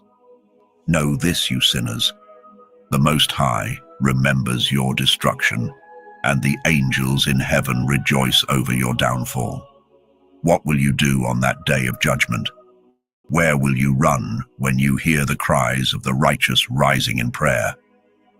You shall share in the fate of those against whom these words stand as a testimony. You have walked in the company of sinners. In those days, the prayers of the righteous will reach the ears of the Lord, and the day of your judgment will come swiftly. Every act of your unrighteousness will be read aloud before the great Holy One. Your faces will burn with shame, and he will reject every deed that was built upon wickedness. Woe to you, sinners, wherever you may dwell, on the oceans or on the land, for even the memory of you will be a curse. Woe to you who gather silver and gold through injustice and declare, "We are rich, we possess everything we desired. Let us now fulfill our plans, for we have gathered great wealth, and our homes are filled with laborers. Our storehouses are overflowing like waters. But just as quickly as water flows, so shall your lies wash away. Your riches will not remain. They will swiftly depart from you, for you have gained them through unrighteousness." And today is actually a really exciting day because we got to unfold one of these units right in front of a crowd of people full of nonprofit organizations, large donors around the Oklahoma City area. Everybody's pretty excited about what we're putting out here. This is the first time they've seen it. Some of them have seen it before, and they're still in awe just as much as they were when they saw it in a video or a post, and maybe even more so when they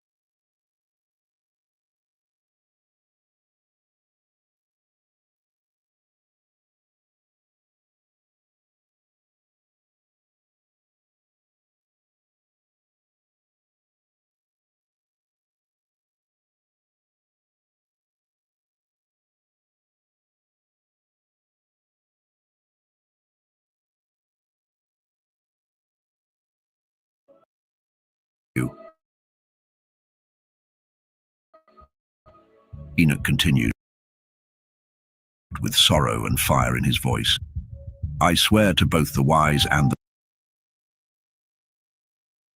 the foolish, many will experience the wonders and trials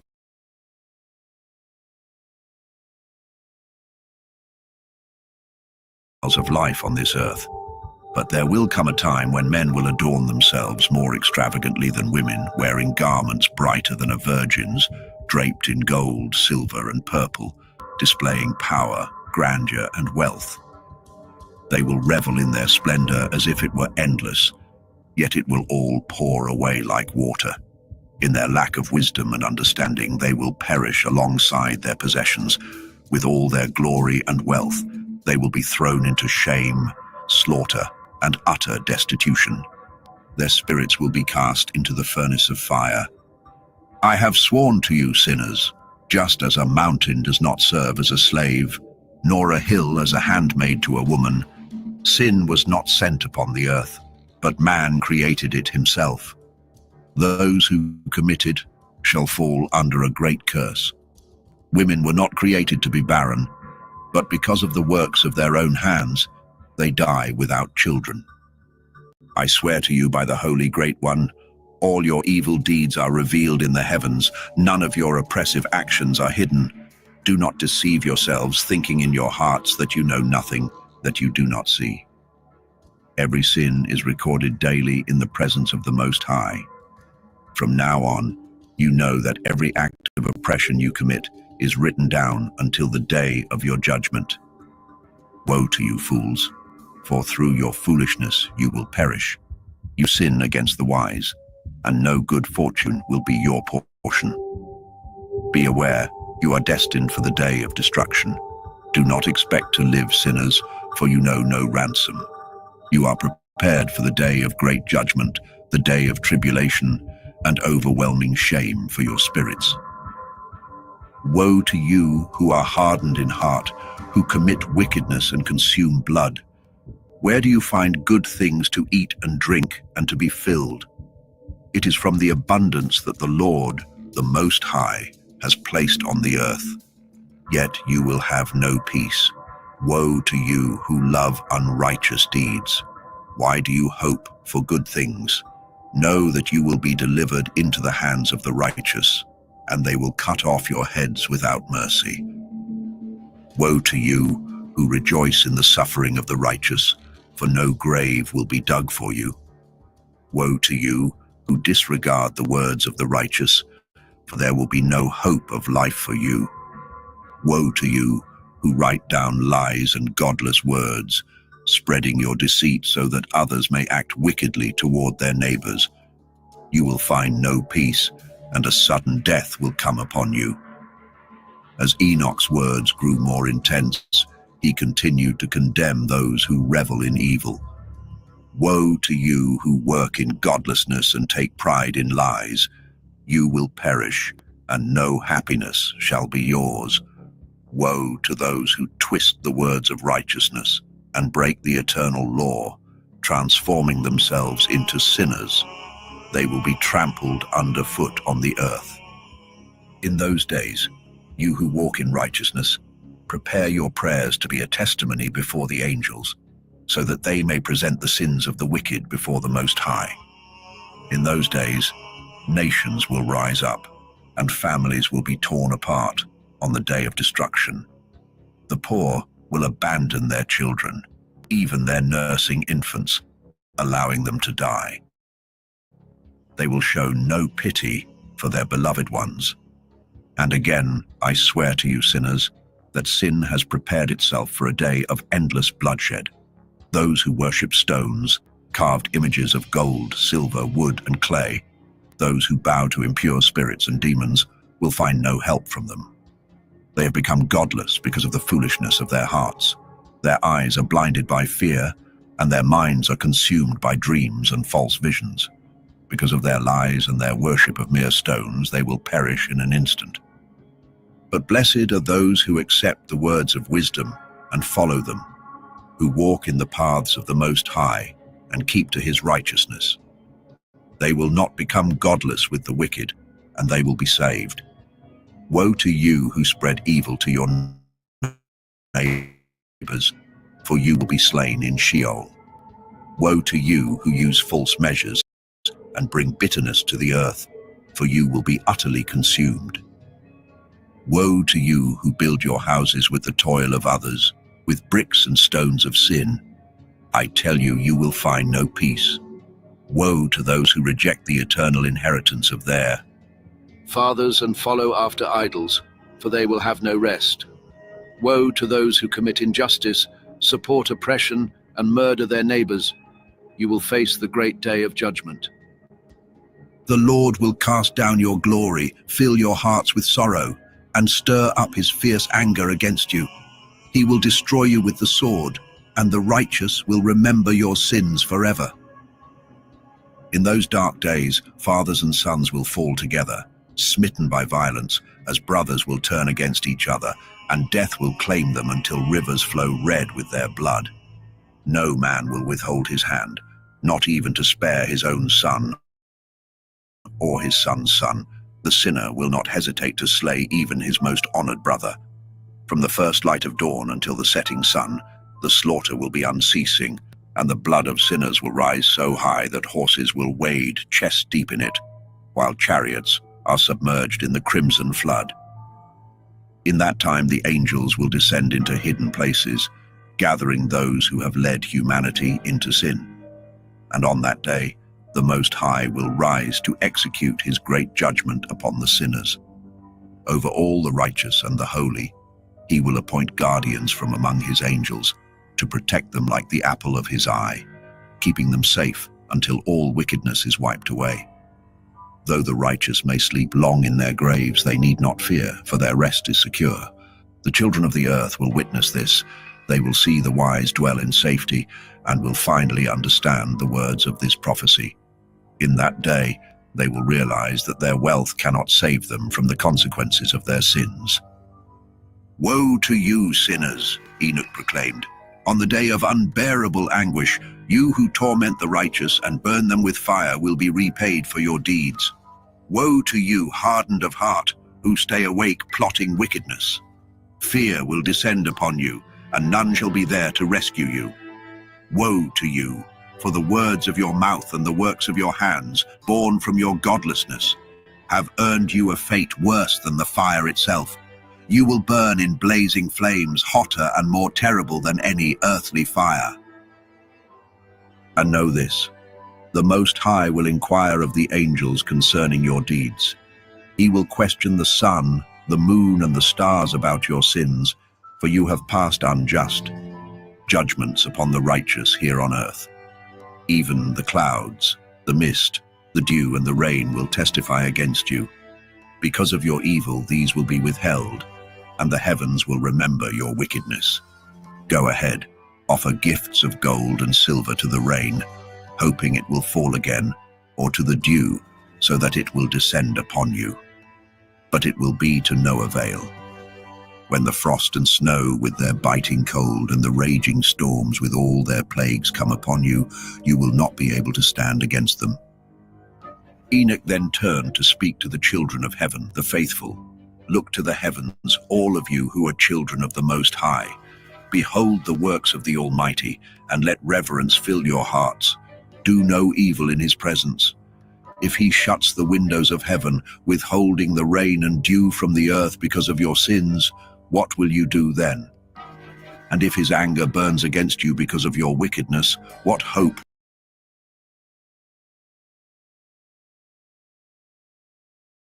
Don't pay anything to fix your roof.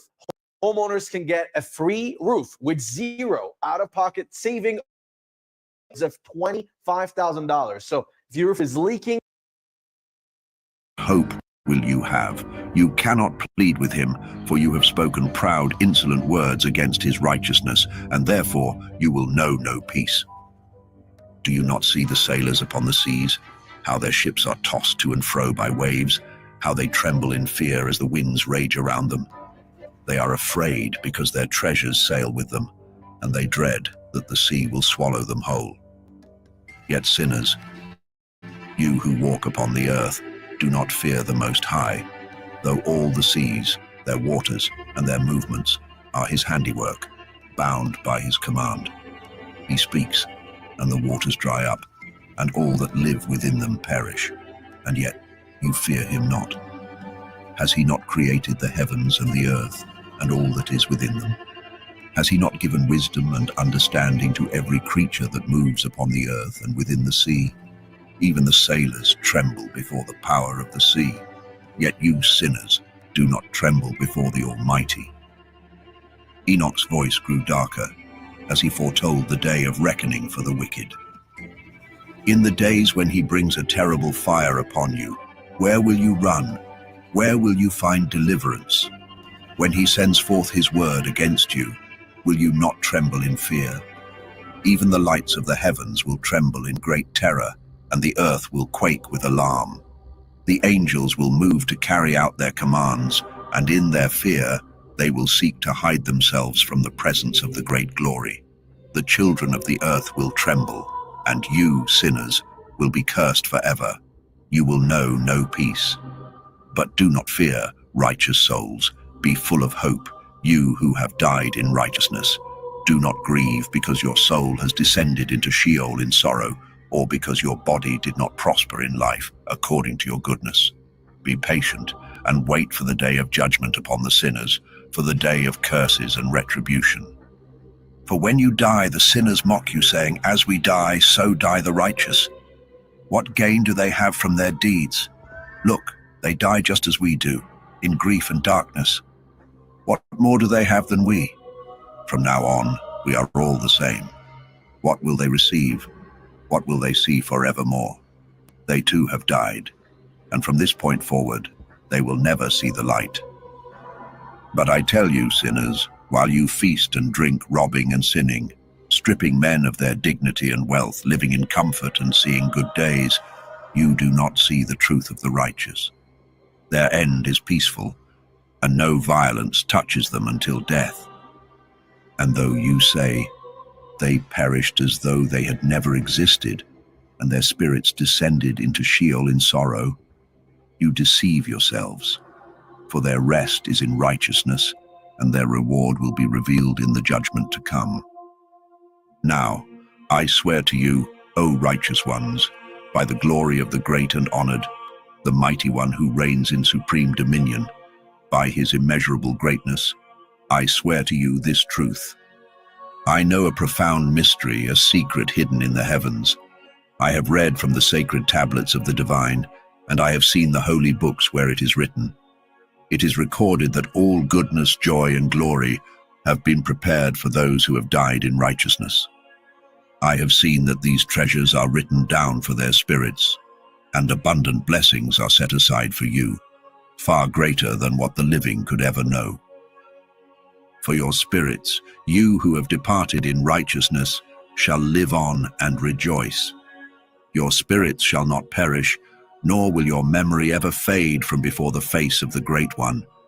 You will be remembered through all the generations of the world, so do not fear the scorn of the wicked any longer. But to the sinners I say, woe unto you when you die, especially if you die steeped in the wealth of your sins. For those like you will say, look at these sinners, blessed indeed, for they have seen all their days in prosperity. They have died rich and honored, untouched by tribulation or violence. No judgment fell upon them while they lived. But hear this truth. Their souls will descend into Sheol, and there they will be miserable in their great suffering. Into darkness they will be cast, bound in chains, and their spirits will be engulfed by a burning flame where grievous judgment awaits them. Woe unto you, sinners, for you shall have no peace, now or ever. And do not speak, O righteous ones, in despair, saying, in our troubled days we have labored through endless toil. We have faced every form of evil, been consumed by affliction, and have become few, with our spirits broken. We have been crushed and found no one to help us, not even a word of comfort. We have been tortured and destroyed, losing hope of ever seeing life from one day to the next. We wished to be the head, but instead, we became the tail. Our labor has been in vain, yielding no satisfaction. We have been like food for sinners and the unrighteous, who placed heavy burdens upon us. Those who hated us ruled over us and struck us down. We bowed our necks to them, but they showed no mercy. We longed to escape from their grasp, to find rest, but there was no refuge for us, no place to hide. We cried out in our tribulation to those in power, begging for justice against those who devoured us. But our cries fell on deaf ears. They did not listen to our voices. Instead, they helped those who plundered and destroyed us. They concealed their oppression, never lifting the yoke of those who scattered and murdered us, forgetting the evil they had done and the bloodshed they had caused. Yet I swear to you, O righteous ones, the angels in heaven remember you for good before the glory of the Great One. Your names are written before his majesty. Therefore take heart and find hope, for though you were once shamed by affliction, now you shall shine like the lights of heaven. You will shine, and you will be seen by all, for the very gates of heaven will be opened to you. When you cry out for justice, your cry will be heard, and judgment will come. All your tribulation will be brought upon the heads of the rulers and upon all who aided those who plundered you. Do not cast away your hope, for great joy awaits you, as glorious as the joy of the angels in heaven. You shall not need to hide on the day of great judgment. You will not be counted among sinners, and eternal judgment will be far from you for all the generations of the world. Fear not when you see sinners growing strong, when they prosper in their ways. Do not join them, but stay far from their violence, for in the end you shall be companions with the hosts of heaven. And though sinners say, "Our sins will never be uncovered or written down," I tell you the truth. Every day, all your sins are being recorded. Light and darkness, day and night, they see your deeds, and nothing is hidden from them. Do not let godlessness rule your hearts, and do not lie. Do not twist the words of righteousness, nor accuse the words of the Holy One of deceit. Turn away from your idols, for all your lies and wickedness lead only to great sin. I understand another mystery. Sinners will try to twist the words of righteousness. They will pervert the truth in many ways, speaking wicked words, telling lies, and practicing deceit. They will write books full of falsehoods to justify their ways. But know this: when my words are written down truthfully in their languages, without changing or diminishing anything I have spoken, then righteousness shall flourish. The books will be given to the righteous and the wise, and these books will bring joy, uprightness, and wisdom to all who receive them. In those days, the righteous, who have learned the ways of justice and truth from these writings, will be rewarded. And in that time, the number one mistake people with type 2 make is using metformin instead of just eating this cheap fruit. If you have this medicinal fruit at home and can't reverse type 2, you're eating it the wrong way. I say that because I've been prescribed. the Lord himself will summon those to testify before the children of the earth. He will instruct them, for they are the guides of humanity and will receive their reward over the whole earth. For I and my Son will be united with them forever, walking with them on the path of righteousness throughout their lives, and peace will be with you. Rejoice, O children of righteousness, for your time of glory is at hand. Amen. To you who have done good, Enoch proclaimed, wait for those days when the wicked shall meet their end and the power of the transgressors will be broken. Hold on until sin is no more, for the names of the wicked shall be blotted out from the book of life, erased from the holy books. Their descendants will be destroyed forever, their spirits slain, and they will cry out in agony, wailing in a desolate wasteland, burning in fire, for there is no earth there to give them rest. Then Enoch beheld a vision. Before him appeared something like an invisible cloud, so vast in depth that his eyes could not fathom its bounds. In its midst, a fierce flame blazed brightly, surrounded by glowing mountains, swirling and sweeping around in constant motion. Bewildered by the sight, he turned to one of the holy angels beside him and asked, "What is this radiant thing? For it is neither heaven nor earth, but a flame of blazing fire filled with the sounds of weeping, crying, and the anguish of deep pain." And the angel replied, "This is the place where the spirits of sinners, blasphemers, and those who commit wickedness are cast. Here are also those who have twisted the words the Lord spoke through the prophets concerning things to come. For many of these deeds are written and inscribed in the heavens, so that the angels may know the fate of the sinners and of those who have endured suffering. Among them are the spirits of the humble, those who afflicted their bodies and were recompensed by God, those who were shamed by the wicked, but who loved God.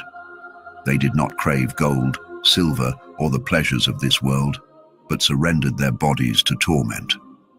Since they came into being, these righteous souls did not long for earthly sustenance. They saw everything in the world as fleeting and lived accordingly. The Lord tested them greatly, and their spirits were found pure, so they blessed his holy name. All the blessings destined for them have been recorded in the sacred books. Their reward is given because they loved heaven more than life on earth. even though they were trampled underfoot by the wicked, abused, and humiliated, still they blessed me.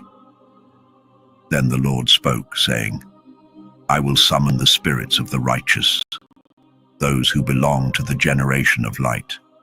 I will transform those born in darkness, who were not honored in the flesh, as their faithfulness deserved.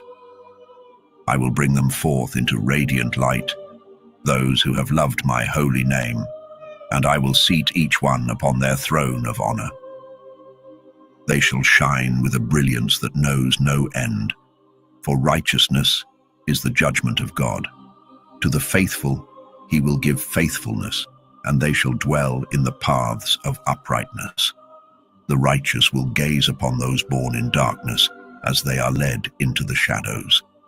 Meanwhile the righteous shall glow with resplendence, and the sinners shall cry out in bitter torment, seeing the glorious light of the righteous. But they shall be taken to a place where their days and seasons of judgment are already set. Now, if you want to experience the full story and entire content of the Book of Enoch, go watch the full movie. If you like this video and want to see more movies like this one, please hit the like button and share it. What movie should we create next? We'd love to hear your suggestions in the comments. Keep your minds open, and until we meet again. All right, y'all. All right, y'all. Now, I hope y'all like that. Hold on. Let me stop. Okay. I hope y'all enjoy that. Okay, I gotta stop.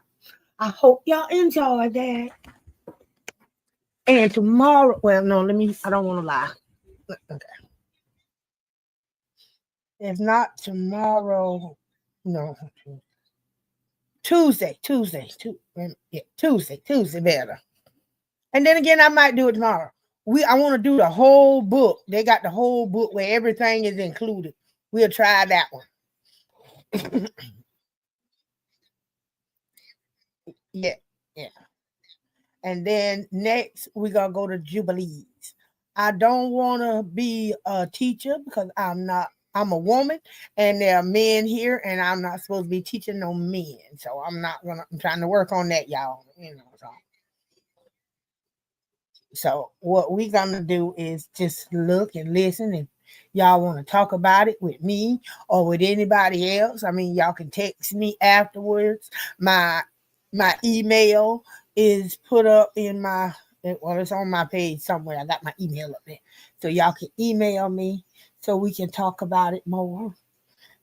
But definitely, you know what? I'm going to do it tomorrow. I'm going to play it. I'm going to do the whole book tomorrow. Yeah. That way we can move on into Enoch. I mean, Jubilee. Yes. So, I don't know who's going live. I'm pretty sure my baby girl going live. So, y'all, I'm going to go and finish burning up my food. I hope y'all enjoyed it. And I hope to see y'all later on. I love y'all and thank y'all for coming. All right. Bye. Now, let's see, can I figure out how to end this thing? I don't know what I'm doing. Okay. Let's see. Oh, okay. End stream. That was easy. Ha ha.